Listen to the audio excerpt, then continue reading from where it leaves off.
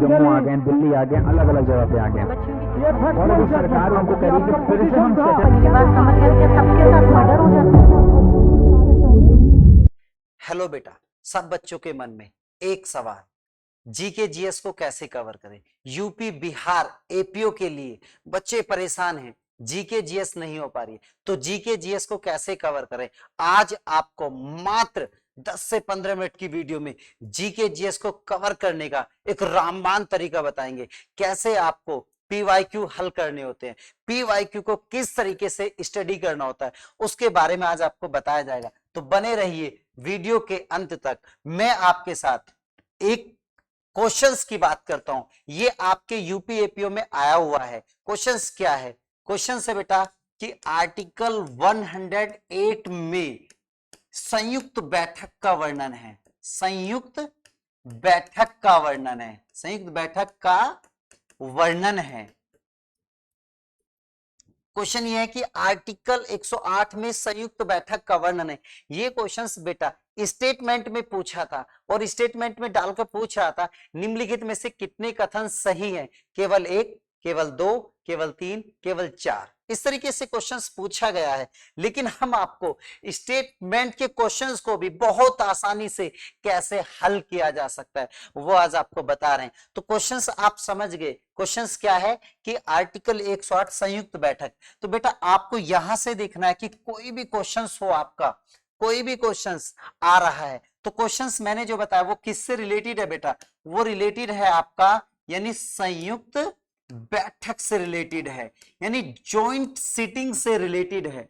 तो आपको पता होना चाहिए कि जॉइंट सीटिंग का जो वर्णन है कॉन्स्टी में वो किस आर्टिकल में बेटा, आर्टिकल 108 में है। आपको पता होना चाहिए कि जो संयुक्त बैठक होती है इसका जो अध्यक्ष होता है वो कौन करता है, वो बेटा लोकसभा के अध्यक्ष होते हैं। इसके अध्यक्ष कौन करता है, जो लोकसभा के अध्यक्ष, जो लोकसभा के अध्यक्ष होंगे वही इसकी अध्यक्षता करेंगे। परंतु यदि लोकसभा के अध्यक्ष किसी कारणवश नहीं है तो इनके स्थान पर कौन आ जाता है बेटा, लोकसभा का यानी बाबू लोकसभा का उपाध्यक्ष। इनके स्थान पर कौन आ जाएगा, लोकसभा के उपाध्यक्ष आ जाएंगे। यदि लोकसभा के उपाध्यक्ष भी मौजूद नहीं है तो इस परिस्थिति में जो राज्यसभा है, राज्यसभा के उपसभापति,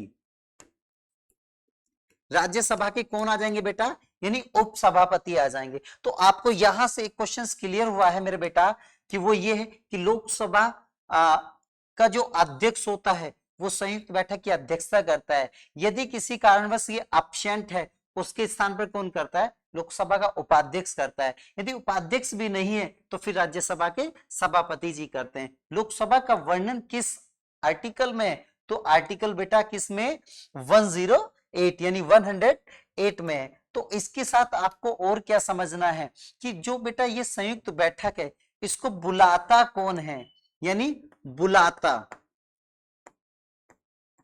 बुलाया जाता है। किसके द्वारा बुलाया जाता है बेटा, इसको यानी राष्ट्रपति।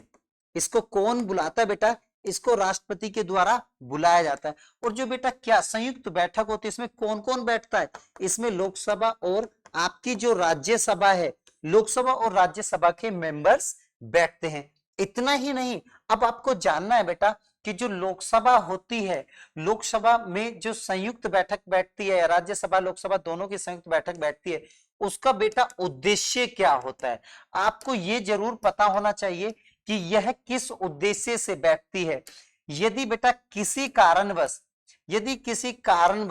लोकसभा प्लस राज्यसभा में कानून को लेकर, यानी किसको लेकर बेटा, बिल, यदि कोई बिल लोकसभा में पास हो गया और वह बिल राज्यसभा में पहुंच जाता है और 6 माह तक राज्यसभा में रहता है, राज्यसभा उस बिल को पास नहीं कर रही है, तो यदि फिर कोई अन्य कानून 6 माह तक यानी फिर राज्यसभा में रुक जाता है, तो ऐसी परिस्थिति में, या आप समझ गए होंगे बेटा, जब लोकसभा और राज्यसभा का यानी मतभेद हो यानी कानून बनाने को लेकर, ऐसी परिस्थिति में क्या बैठती है, यानी संयुक्त बैठक बैठती है। और संयुक्त बैठक को कौन बुलाता है, यानी राष्ट्रपति जी बुलाते हैं। अध्यक्षता कौन करता है, लोकसभा के अध्यक्ष जो होते हैं वो इसकी अध्यक्षता करते हैं। इसके साथ ही आपको उद्देश्य पता चला, यानी लोकसभा और राज्यसभा में जो मतभेद हुआ है उस मतभेद को दूर करने के लिए, उस मतभेद को दूर करने के लिए बैठाई जाती है। लेकिन बेटा अब आपको जानना है, यदि संयुक्त हम बैठक की बात कर रहे हैं, संयुक्त बैठक, तो संयुक्त बैठक में हमको और क्या जानना है बेटा, कि संयुक्त बैठक नहीं बैठती है, नहीं बैठती है।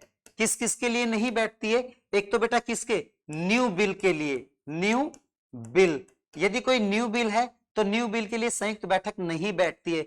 यदि बेटा संविधान में, यदि बेटा संविधान में संशोधन,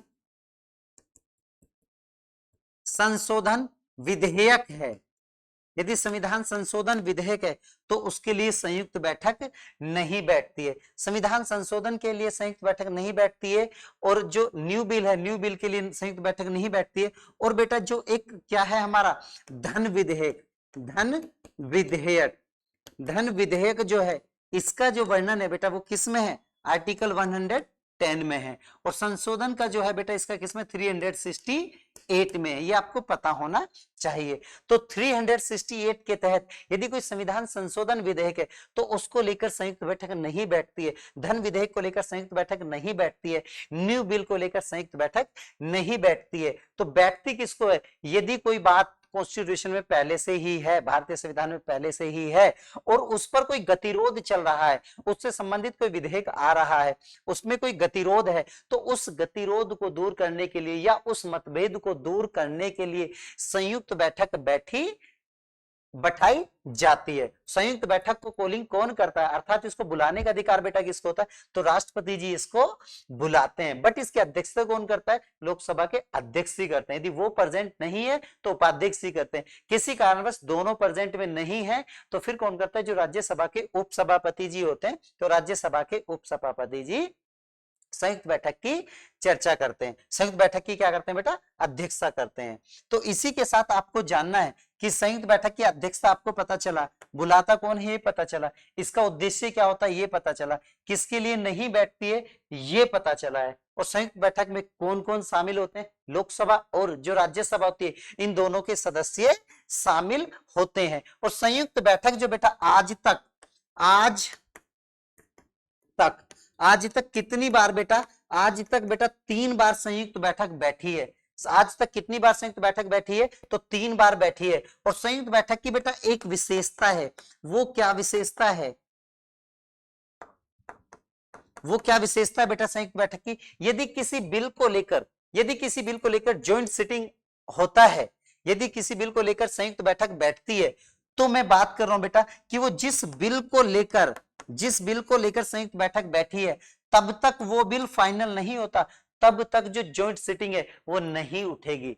बिल को फाइनल करने के पश्चात ही ज्वाइंट सिटिंग यानी उठती है, तब तक वो बिल फाइनल नहीं हो जाता। तो जिस बिल पर चर्चा करने के लिए संयुक्त बैठक बैठी है वो बिल तब तक फाइनल नहीं हो जाता है, तब तक संयुक्त बैठक नहीं उठेगी। और पहली बार बेटा यहां से क्वेश्चन ये भी बन सकता है कि सर्वप्रथम संयुक्त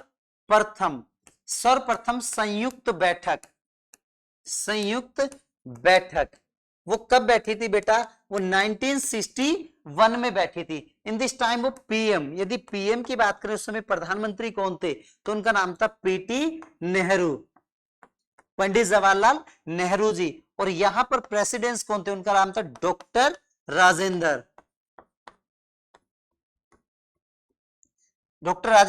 प्रसाद जी। तो डॉक्टर राजेंद्र जी क्या थे, यहाँ प्रेसिडेंट थे, और बट प्राइम मिनिस्टर कौन था, यानी पंडित जवाहरलाल नेहरू जी यहाँ पर प्राइम मिनिस्टर थे। तो पहली बार जो ये संयुक्त बैठक बैठी थी तो 1961 में बैठी थी, और आज तक कितनी बार संयुक्त बैठक बैठी है, तो ये 3 बार संयुक्त बैठक बैठी है। तो मैं आपको समझा रहा हूं कैसे यूपी, बिहार व अन्य स्टेट के एपीओ के लिए आप कैसे जीके जीएस कवर कर सकते हैं। तो बेटा जैसे मैंने आपको बताया कि संयुक्त बैठक से संबंधित एक क्वेश्चन आया था, क्वेश्चन किससे रिलेटेड था बेटा, क्वेश्चन जो रिलेटेड था वो आपका यानी ज्वाइंट सिटिंग से रिलेटेड था, ज्वाइंट सिटिंग से रिलेटेड वो आपका क्वेश्चन था। तो जब आप पीवाईक्यू करें किसी भी क्वेश्चंस को पढ़ते हुए उसके उत्तर को जानना जरूरी नहीं है, बल्कि उसके साथ में यह भी जरूरी हो जाता है कि हमें उससे संबंधित और क्वेश्चंस भविष्य में क्या क्या बन सकते हैं। जैसे कि जॉइंट सिटिंग से क्वेश्चंस था, जॉइंट सिटिंग के बारे में मैं आपको इतना बताया हूं कि आने वाले समय में यदि यूपी, बिहार, अन्य स्टेट, एपीओ में कोई क्वेश्चंस आता है तो इससे वो बाहर नहीं जाएगा। क्वेश्चन आएगा कि जॉइंट सिटिंग की अध्यक्षता कौन करता है, सब जानते बेटा लोकसभा अध्यक्ष करता है, लेकिन यदि ऑप्शंस में नहीं है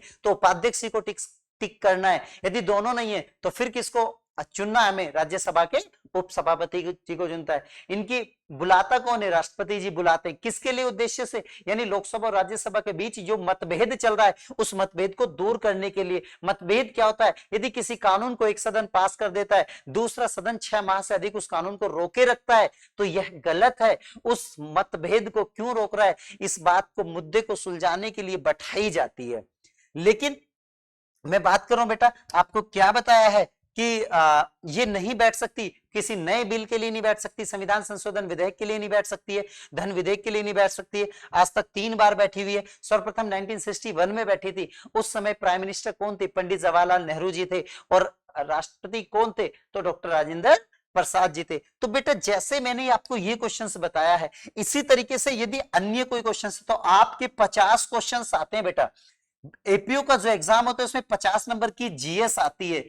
जीएस जीके जो होता है वो बेटा कितने नंबर का आता है, तो 50 नंबर का आता है। तो एवरी आप पिछले 20 ईयर के 7 paper just like that 2022, 2019, 2015, 2011, 2009, 2006 and 2003, यहां पर जो ये 7 पेपर हुए हैं, 7, एक पेपर में बेटा कितने क्वेश्चंस हैं, एक पेपर में हमारे 50 क्वेश्चंस हैं, 7 पेपर में कितने हुए हमारा 350 क्वेश्चंस हुए। यदि आप इस पैटर्न पर, जिस पैटर्न पे मैं आपको ये समझाया हूं बेटा, ये एक क्वेश्चन समझाया हूं, इस पैटर्न पर यदि आप 350 क्वेश्चंस 20 ईयर में जो आए हुए हैं, यदि 350 क्वेश्चंस कर लेते हैं तो 100% आपका सिलेक्शन यूपी, बिहार, एपीओ व अन्य स्टेट के एपीओ एवं जुडिशरी में कोई नहीं रोक सकता। जीके जीएस में आपके 50 में से, इस तरीके से यदि आप 350 क्वेश्चंस का अध्ययन करते हैं तो मिनिमम 50 में से